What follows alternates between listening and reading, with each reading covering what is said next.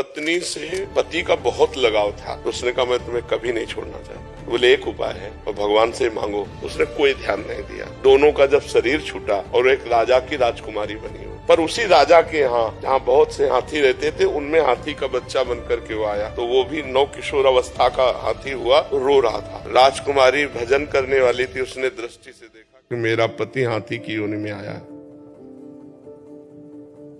उन्होंने कहा पिताजी 2 मिनट के लिए अगर हमें समय मिल जाए और मैं इस हाथी की औषधि कर सकती हूँ छूने मात्र से, तो उन्होंने कहा ये तो बहुत अच्छी बात है।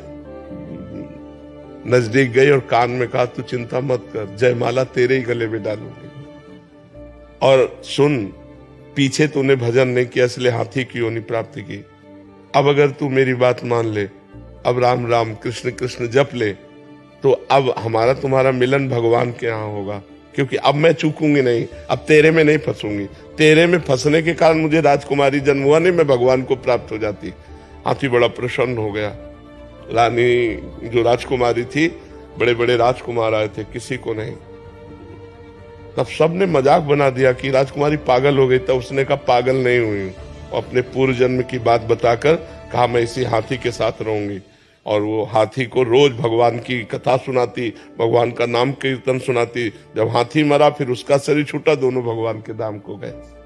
तो इसके चरित्र से लगता है कि यदि हम दोनों काफी समय तक साथ रहना चाहें तो भगवान से पास करवाना पड़ेगा। भगवान से भजन कर, दोनों भजन करें और भगवान पास कर दे, तो हो सकता है कि 1-2 जन्म और साथ मिल जाए।